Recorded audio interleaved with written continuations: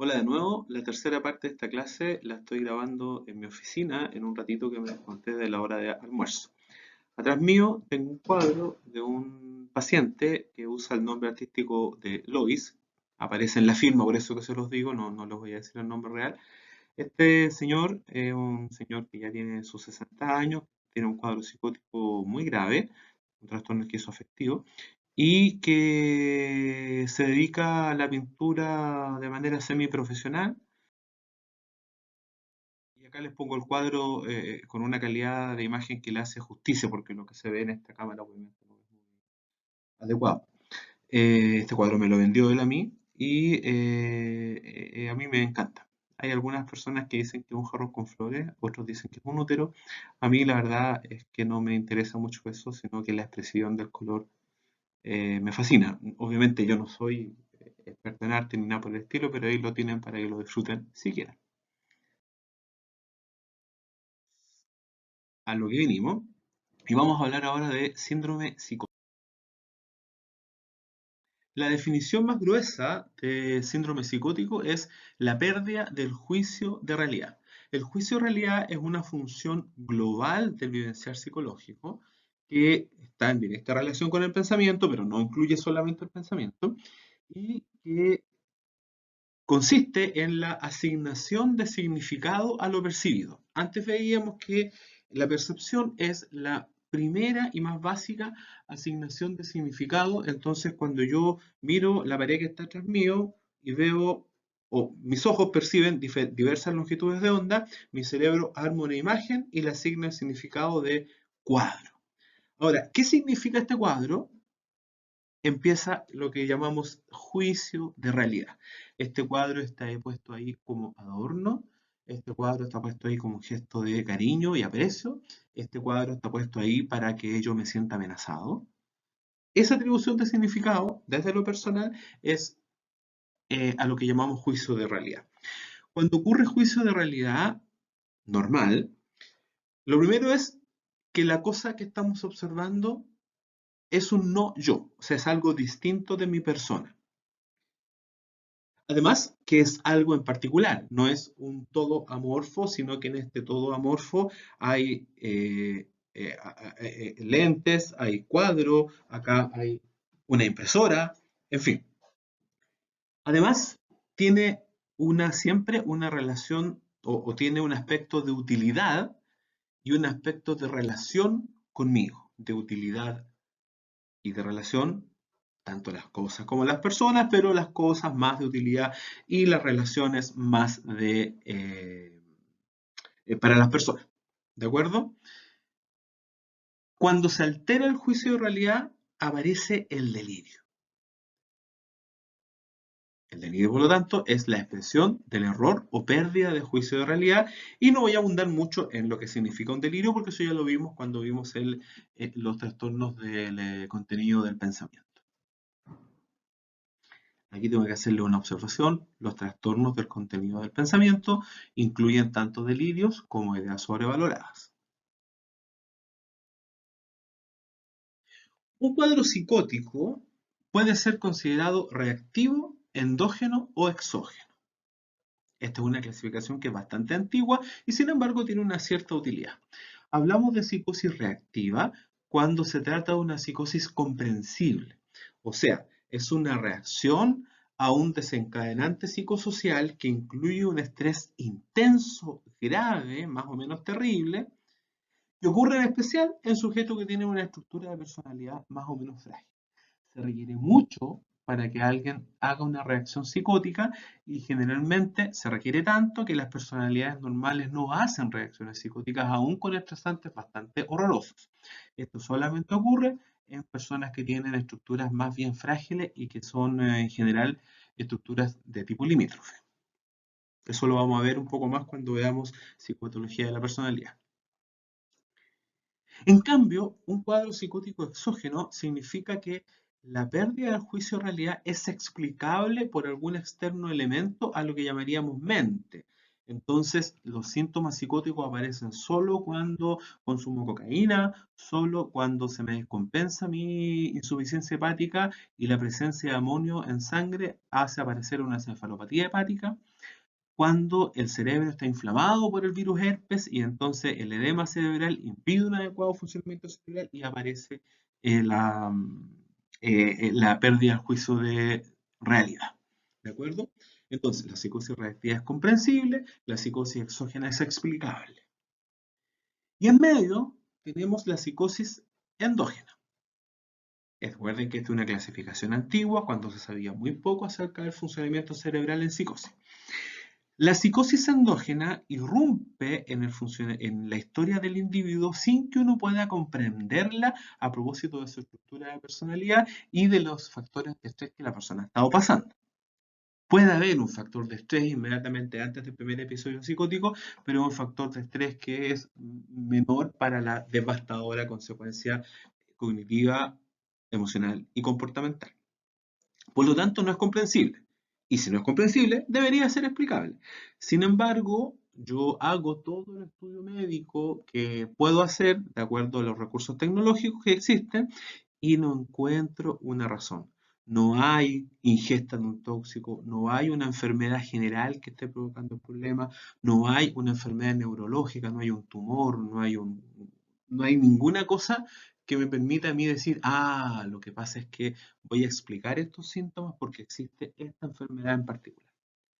Entonces, para los psiquiatras más antiguos que nosotros, la psicosis endógena ocurría en una alteración propia entre la interfase, una alteración propia de la interfaz entre la mente y el cerebro. Y esa alteración provocaba los síntomas psicóticos. Hoy sabemos que esa alteración tiene que ver con el flujo dopaminérgico sobre los lóbulos prefrontales, de una manera bastante más compleja de lo que yo le estoy diciendo ahora, pero fundamentalmente entonces la psicosis endógena siguen siendo explicables, pero mediante ese mecanismo. Esta clasificación es bastante antigua, pero nos permite comprender algunas cosas. O sea, nos permite expresar, más que comprender, expresar algunas cosas. Sabemos que cuando hablamos de psicosis reactiva, hablamos de psicosis más bien cortas y circunscritas, muy reactivas a eventos psicosociales más o menos graves en personalidades frágiles. Cuando hablamos de psicosis exógena, es una casi sinónimo de una psicosis confusa. Y cuando hablamos de psicosis endógena, hablamos de los cuadros psicóticos que se presentan en manía, en depresión, en esquizofrenia y algunos otros trastornos que están relacionados. Una cosa importante a considerar es que el síndrome psicótico, comprendido como pérdida de juicio de realidad, es extremadamente poco específico. Puede aparecer en una gran variedad de enfermedades médicas, neurológicas y psiquiátricas. Desde este punto de vista, a mí me gusta decir que el síndrome psicótico es más o menos como la fiebre. Cuando alguien tiene fiebre, sabemos que está enfermo, pero evidentemente no sabemos de qué. Solo sabiendo que tiene fiebre, no se puede saber cuál es la causa de la fiebre y vamos a tener que investigar una gran cantidad de posibilidades para poder determinar esa causa. La lista de causas de síndrome febril es francamente eterna. Abarca toda la medicina interna y gran parte de cosas que pueden pasar en nuestras especialidades. Ahora, el síndrome psicótico es casi tan inespecífico como el síndrome febril, con una pequeña diferencia. Cuando alguien está psicótico, significa que tiene una patología grave. Cuando alguien está con fiebre, bueno, podría tener una fiebre incluso alta por alguna enfermedad banal. Ahora, una primera aproximación a enfrentar el síndrome psicótico es considerar la psicosis lúcida y la psicosis confusa. La psicosis confusa es aquella situación en que el paciente presenta al mismo tiempo un síndrome psicótico y un síndrome confusional.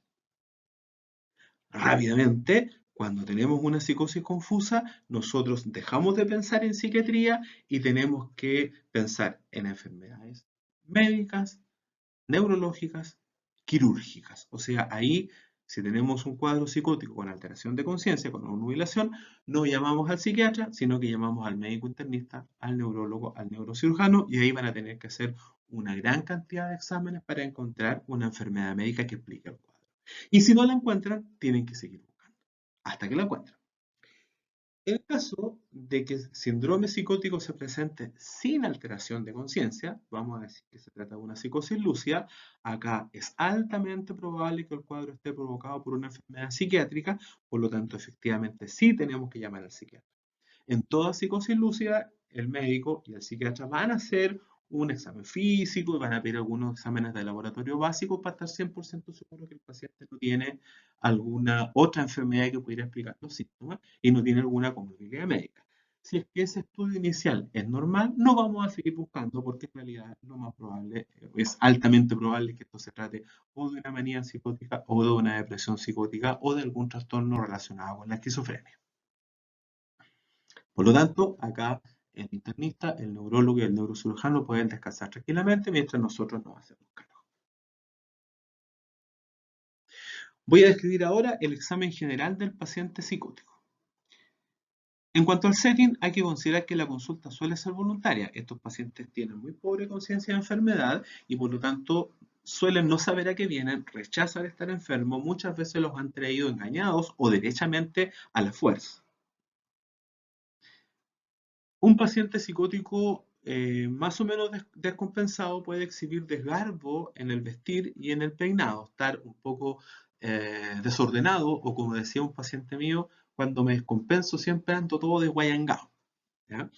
Cuando las personas están muy descompensadas, suelen exhibir importante desaseo personal, mal olor corporal. Yo he tenido pacientes que llevan un año o más de tiempo psicótico en su casa y que cuando llegan por primera vez a consultar pueden tener incluso escamas de mugre en la piel, en los brazos, en el cuerpo y tener un olor corporal que es realmente inolvidable. La vestimenta suele estar sucia, desordenada, rota y junto con eso, o en vez de eso, algunos pacientes se arreglan de manera bizarra. Por ejemplo, tuvimos un joven que estuvo hospitalizado un tiempo largo con nosotros hace un par de años atrás y este joven usaba cualquier prenda de vestir en la cabeza a modo de turbante. Nunca logramos que nos explicara por qué usaba un turbante. No tenía ni un delirio místico de tipo maometano o algo así, por lo menos. ¿Ah?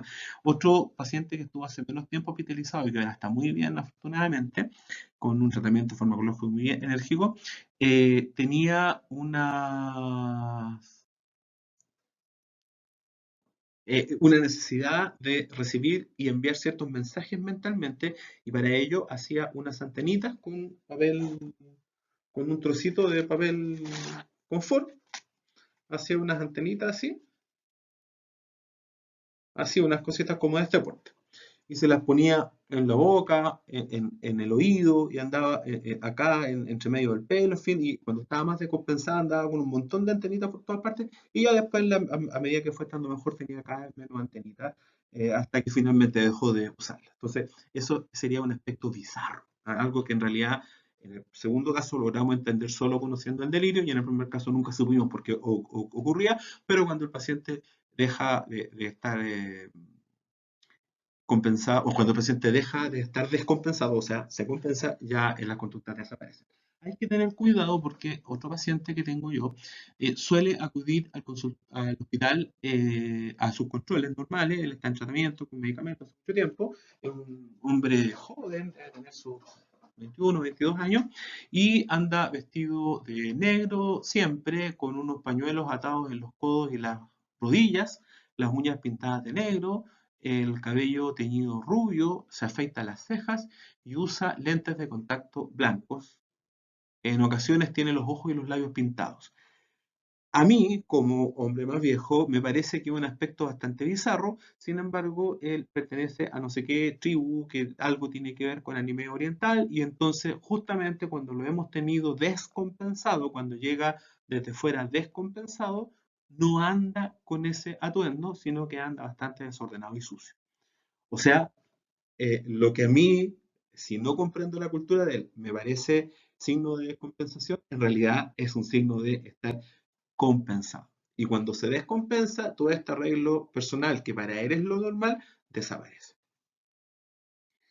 En la actitud de cooperación, obviamente, son pacientes que no se ponen en su rol de pacientes, suelen tener un trato desatinado con el entrevistador. Es bastante común que no cooperen, muchas veces se resisten activamente a la entrevista. Hemos tenido pacientes que podemos entrevistar después de 2, incluso incluso 3 semanas de estar con tratamiento farmacológico y antes de eso tenemos que contentarnos con lo que nos cuentan sus familiares. En muchas ocasiones las primeras interacciones son desafortunadas por la hostilidad que presentan estos pacientes y pueden requerir contención farmacológica o física y ya cuando están un poquitito mejor uno puede conversar con ellos.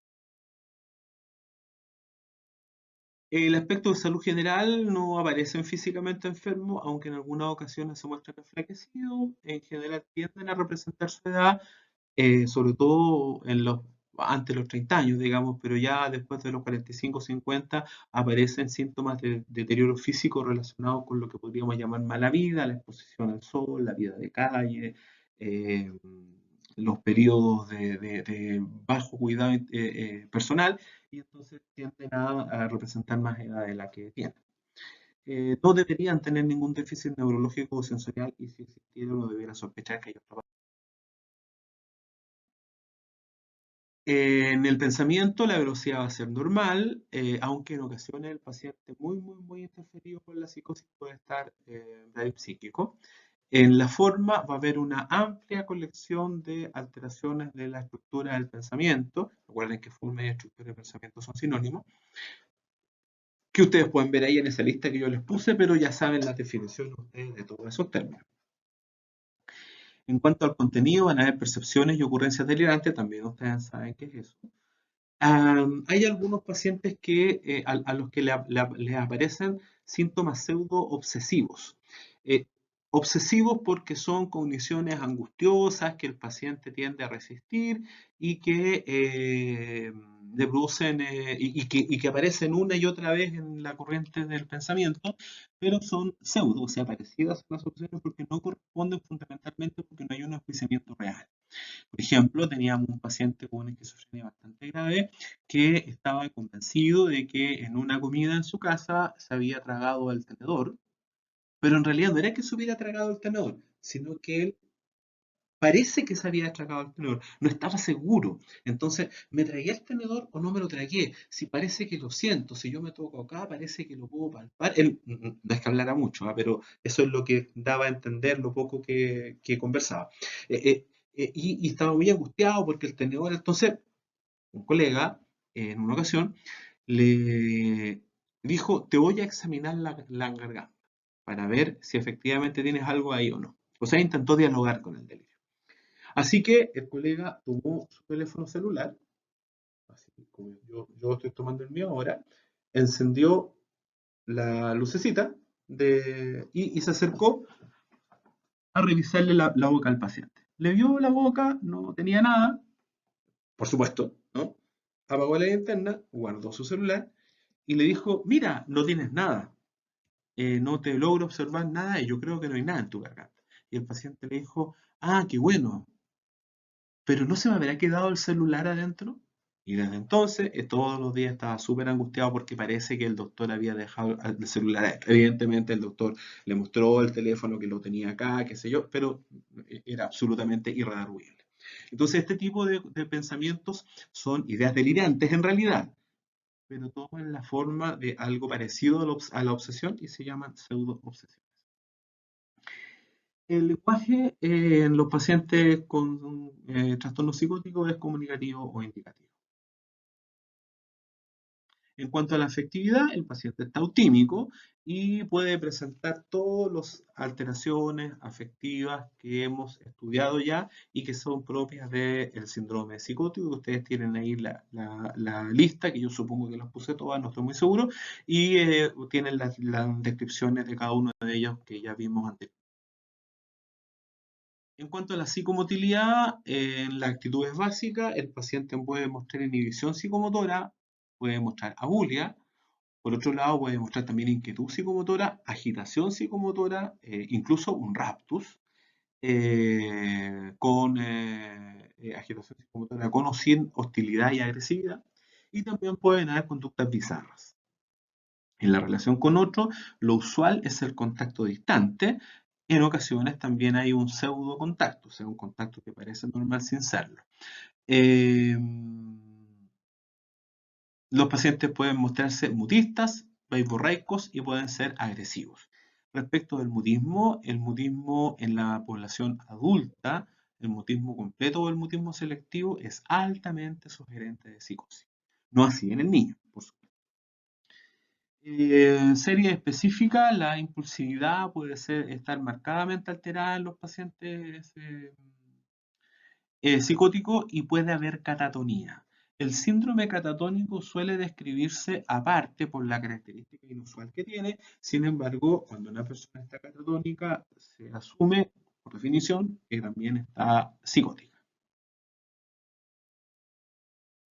En cuanto al ascenso de perceptos representaciones, junto con el delirio, la presencia de alucinaciones y pseudoalucinaciones es una de las características que están socialmente asociadas a la locura. ¿Ah? La locura es un término que no tiene uso clínico, acá lo estoy usando con plena intención porque me refiero a la concepción popular. Si hay dos signos de psicosis comprendidos por la población general, son el escuchar voces y el tener ideas extrañas. En la psicosis de tipo endógeno, las pseudoalucinaciones son la norma y la presencia de alucinaciones, que claramente son alucinaciones, vívidas, nítidas, etcétera, como ya estudiamos en el capítulo correspondiente, nos deben orientar hacia la presencia de una psicosis confusa o de una psicosis exógena, que viene a ser algo muy similar. En cuanto al canal sensorial, las psicosis de tipo endógeno suelen tener fenómenos auditivos y sinestésicos y rara vez visuales. En cambio, los fenómenos visuales son comunes en psicosis confusa. Esto significa que si hay alucinaciones visuales, uno debería pensar en psicosis confusa. Si hay pseudo-alucinaciones auditivas y sinestésicas, uno debería pensar en psicosis endógena, pero eso no es siempre así, sobre todo porque hay ocasiones en que a uno no le queda muy claro si son alucinaciones o pseudo-alucinaciones. En cuanto a las condiciones especiales, no es imposible que una persona psicótica presente episodios catatímicos, hipnagógicos o hipnopómpicos, pero en realidad es bastante raro y no tiene que ver con su patología. Y obviamente no enjuicia el fenómeno, por definición, porque la persona está psicótica.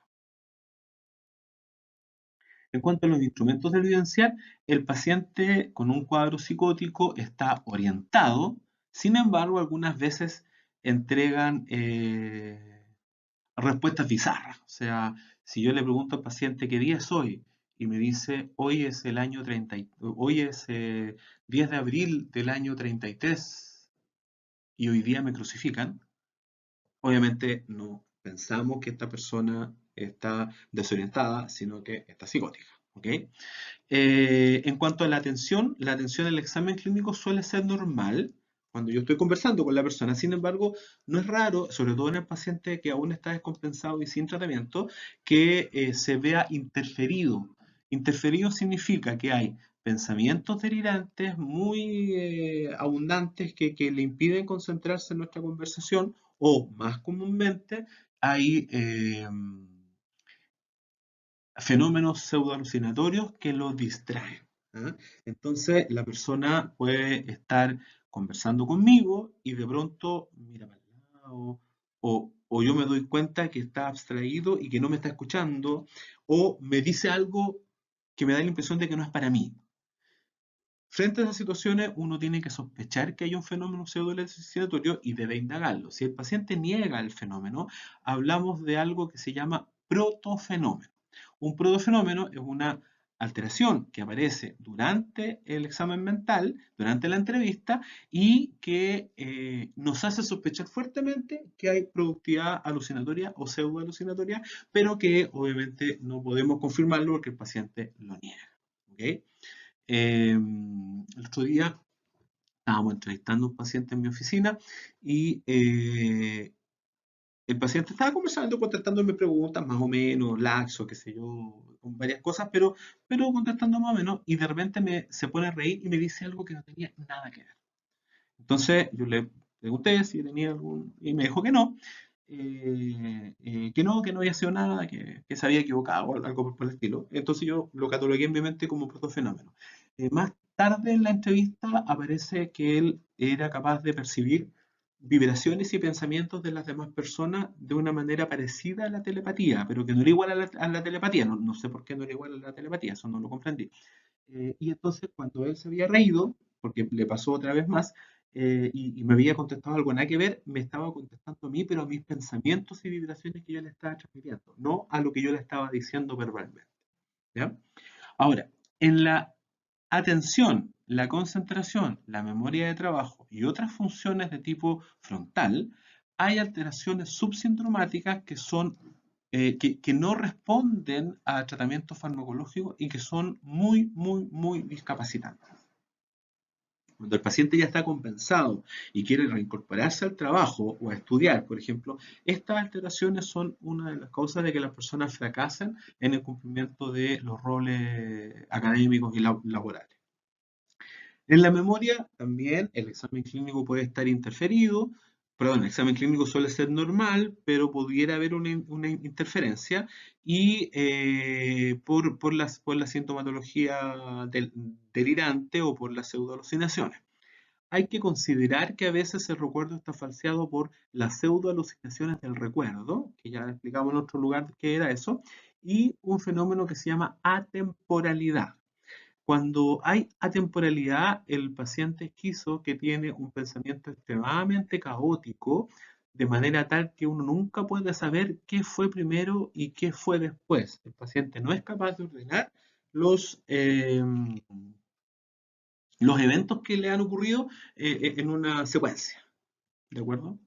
Estas alteraciones finas de la atención, alteraciones finas de la concentración, de la memoria de trabajo, de otras funciones frontales y también las alteraciones finas de la memoria que pueden haber en personas psicóticas, generalmente no aparecen en el examen clínico, sino que se requieren estudios neuropsicológicos específicos para poder detectarlas. En general, la conciencia va a estar normal en la psicosis lúcida y alterada en la psicosis confusa, por definición.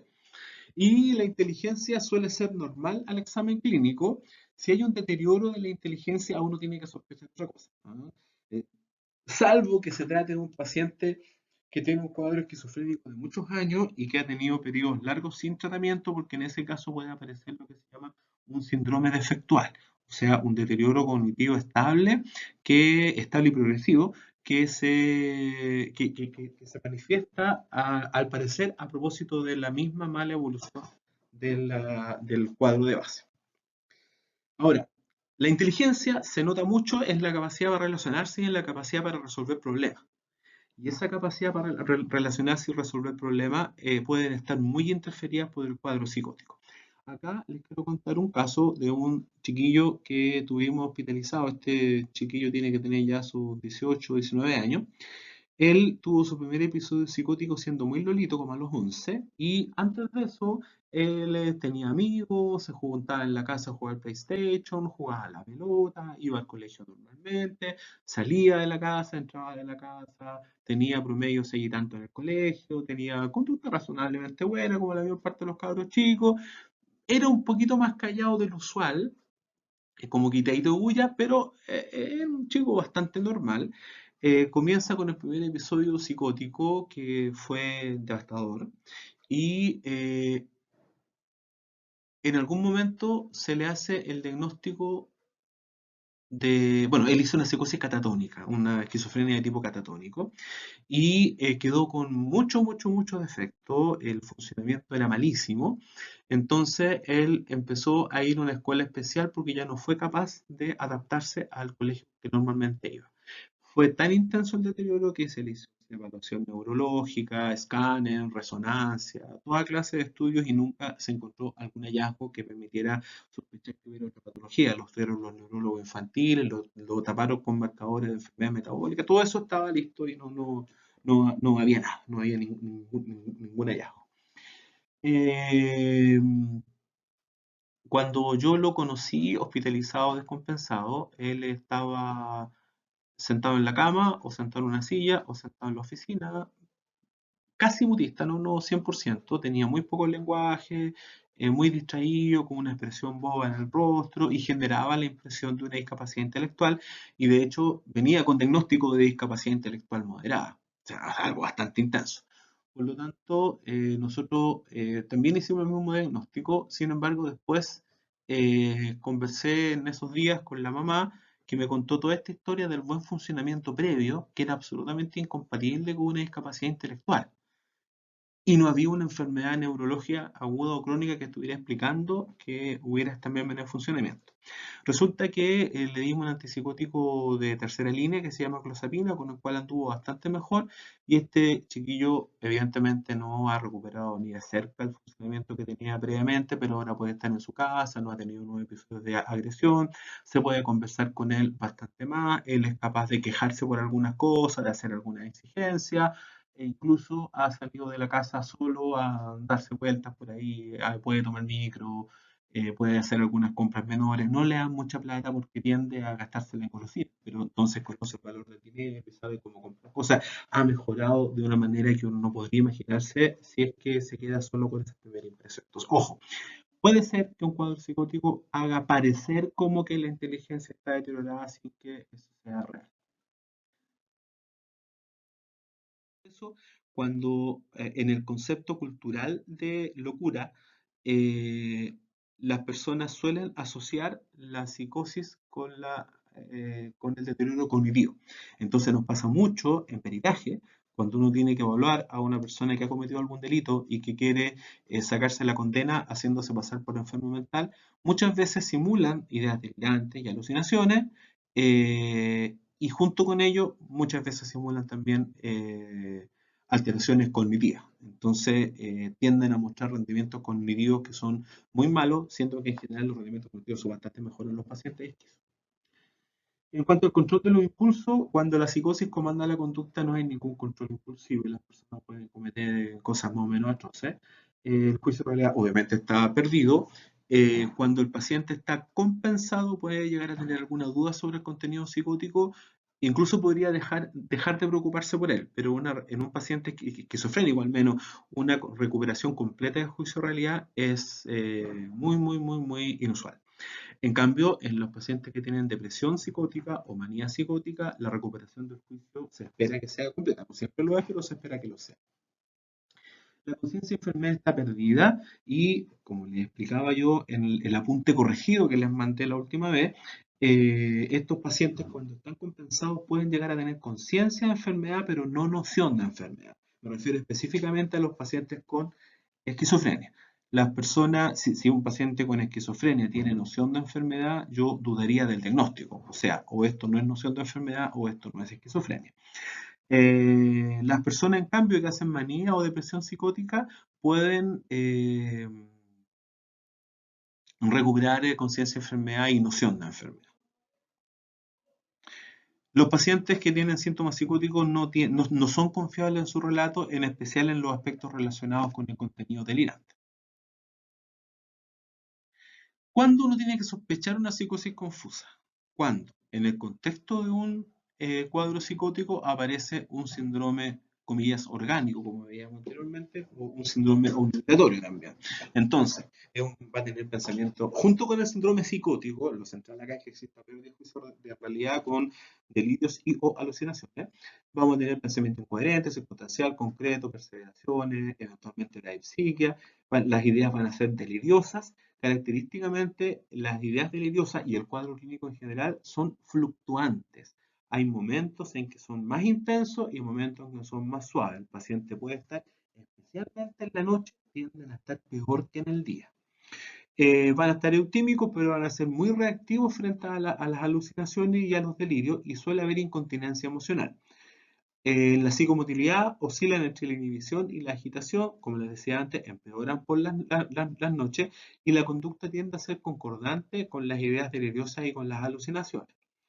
En el ascenso percepto representaciones van a predominar las alucinaciones, especialmente visuales. Y los instrumentos, por supuesto, van a estar alterados del modo en que están alterados en los cuadros obnubilatorios. Esa sería la esencia de una psicosis confusa. ¿Cuándo voy a sospechar que hay una psicosis lúcida? Depende de la psicosis lúcida. Si estoy pensando en una manía psicótica, en una depresión psicótica o en un trastorno del espectro de la esquizofrenia. Entonces, cuando yo voy a sospechar una manía psicótica cuando, junto con el síndrome psicótico, me aparecen elementos de síndrome expansivo. Y voy a sospechar una depresión psicótica cuando, junto con los elementos del síndrome psicótico, me aparecen elementos de síndrome depresivo. Ojo, que suele ocurrir cuando la psicosis es muy intensa que los síntomas psicóticos se hacen muy evidentes y los síntomas afectivos pasan a un segundo plano y a veces uno no los percibe al comienzo. Empieza a tratar esto como una psicosis y en la medida que la psicosis empieza a minorar, uno puede darse cuenta de que la persona está deprimida o manía. ¿Qué síntomas nos hacen sospechar que el cuadro sea esquizofrénico?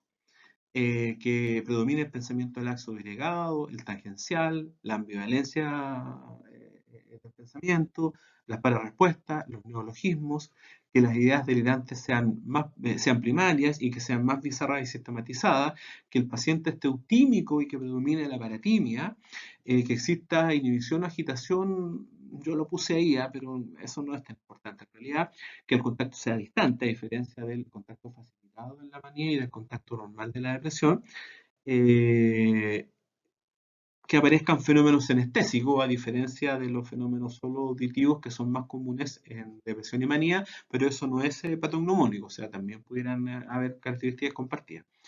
Los instrumentos de evidenciar van a estar normales a la evaluación clínica en los tres casos, con las dificultades asociadas a que haya interferencia del funcionamiento. Ahora, en general, para nosotros es súper importante mantener siempre un índice de sospecha. Por esquizofrénico que parezca un episodio psicótico agudo, nosotros no vamos a hacer el diagnóstico de esquizofrenia hasta que exista una observación prolongada en el tiempo del caso. Ya, eso ya se los había dicho. El síndrome catatónico. La catatonía es un evento bastante extraño, es raro en términos de frecuencia, pero también es extraño en términos de presentación. Acá lo central en catatonía es que la persona emite conductas y movimientos que son voluntarios. No es un tic, ¿ya? Sino que son movimientos voluntarios pero raro, bizarro, extraño, innecesario, inútil, cosas que ¿para qué lo hace si no tiene ningún sentido? ¿Ya? Y además tienen una cuestión que a uno le genera la impresión de que fueran automáticos, como que estuvieran fuera del control del paciente, a pesar de ser movimientos voluntarios. Entonces, al entrevistador, el fenómeno catatónico le da la impresión de autismo, o sea, de una persona que está absolutamente sumida dentro de sí mismo y con graves posibilidades, con graves problemas para comunicarse con el otro. Los fenómenos, como ya decía, son incomprensibles, extraños, bizarros, absurdos, y dan la impresión de que el paciente no los pudiera controlar. Ahora, dentro de esta definición tenemos una gran variedad de fenómenos que ya vimos en la clase sobre la serie catatónica. Por lo tanto, los remito a que revisen eso. Una cosa importante es que cuando la mayor parte de los médicos ve la palabra catatonía y por lo tanto ve un paciente catatónico, inmediatamente piensa en psicosis de causa psiquiátrica. Esto es una esquizofrenia mientras no se demuestre lo contrario. Pues no. Hay una gran cantidad de enfermedades médicas que se ha descrito asociación con síndrome catatónico. Por lo tanto, esta diapositiva, por favor, la única intención que tiene es que ustedes entiendan que cuando vean un paciente catatónico, en 1000 años más, cuando tengan sus primeros pacientes, cuando vean un paciente catatónico, no tienen que llamar al tiro al psiquiatra. Primero tienen que hacer un buen examen físico, un buen examen de laboratorio, eventualmente que le echen una miradita al neurólogo si hace falta que le haga alguna imagen cerebral, alguna punción para estudiar el líquido cefalorraquídeo, algún electroencefalograma, y cuando ya eso esté completo, o mientras se hace todo eso, llamen al psiquiatra porque es lo más probable que sea de causa psiquiátrica, sin embargo, la causa médica existe. Ojo, prometo solemnemente y por mi honor que no voy a hacer preguntas sobre esta lista. Nunca preguntaré, enumere 14 causas médicas de catatonía porque encuentro que es una lesera. Solamente esta diapositiva tiene la finalidad de que ustedes entiendan que hay que buscar causas médicas cuando uno tiene un paciente catatónico.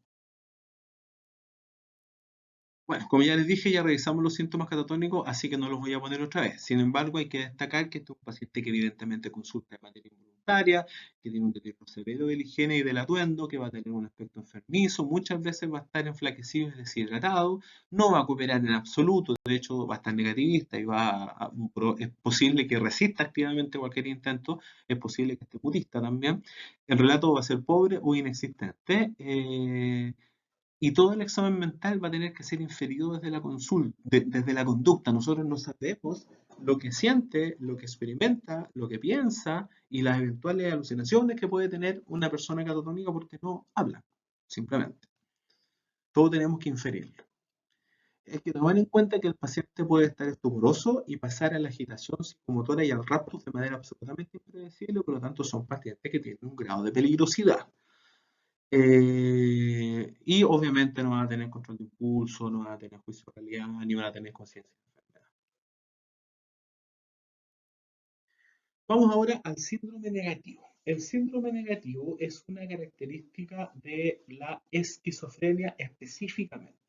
Las personas con esquizofrenia tienen episodios psicóticos que son los momentos en que están con delirios, con pseudo-alucinación y con toda la clínica más aguda, más notoria, que ahí cualquiera se da cuenta que el tipo necesita una evaluación médica urgente. Ahora, cuando el tipo se recupera, muchas veces el síndrome psicótico remite bastante, a veces remite casi por completo, pero quedan con síndrome negativo. El síndrome negativo está presente también cuando la persona está agudamente enferma, pero no se nota mucho porque la psicosis se lleva toda la atención.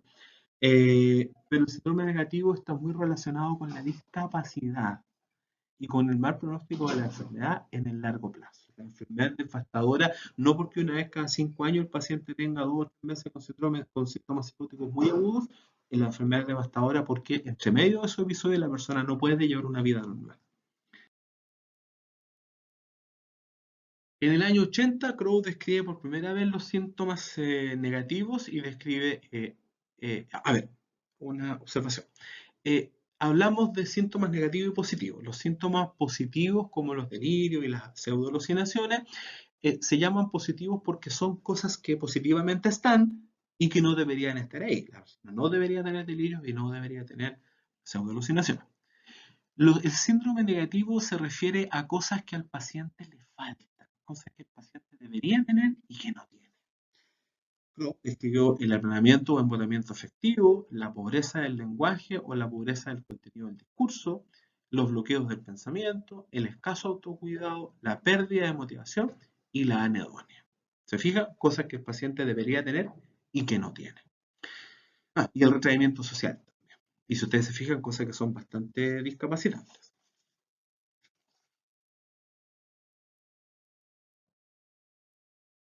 En el concepto actual de síndrome negativo tenemos dos tipos de síntomas negativos. Los síntomas de expresión disminuida, como los síntomas relacionados con el aplanamiento afectivo, la hiponimia, la inhibición psicomotora, el poco uso de gestos expresivos, el poco contacto visual, el aplanamiento afectivo, la falta de inflexiones vocales.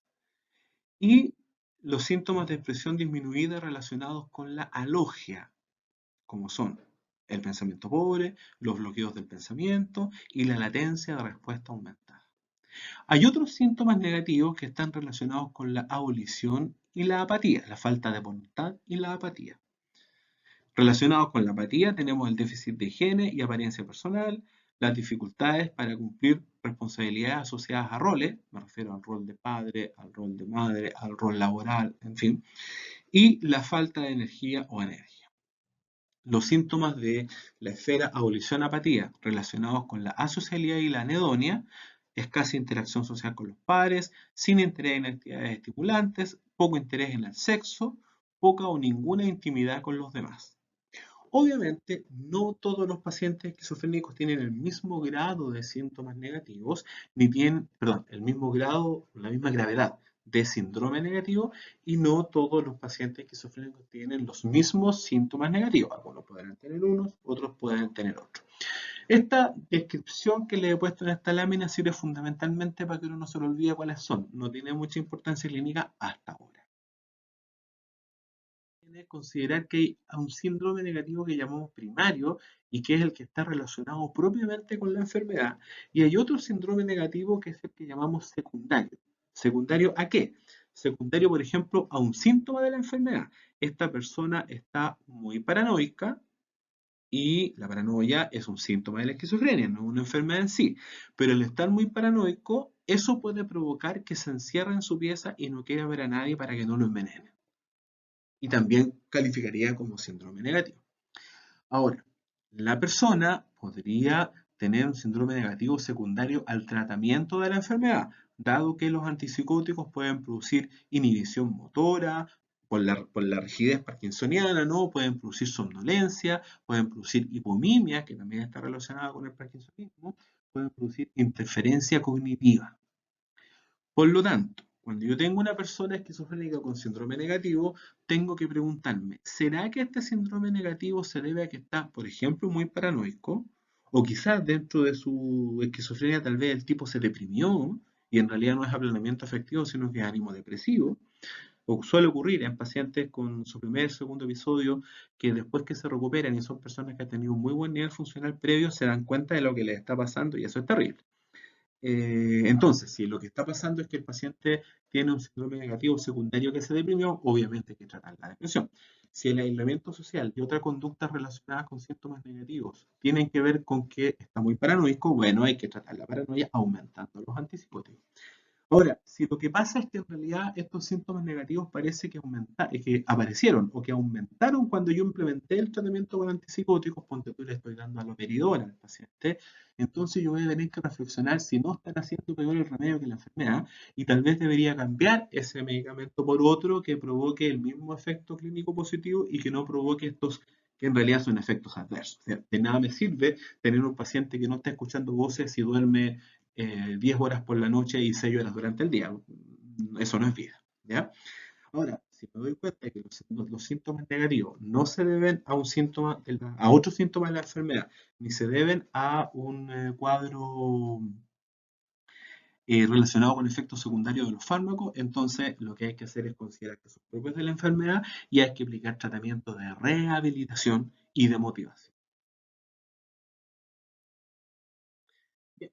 Con esta foto de un sapito chileno o rana. La verdad es que mis conocimientos de biología se quedaron en un muy lejano pasado de tercero y cuarto medio. Me despido en esta clase. Muchas gracias.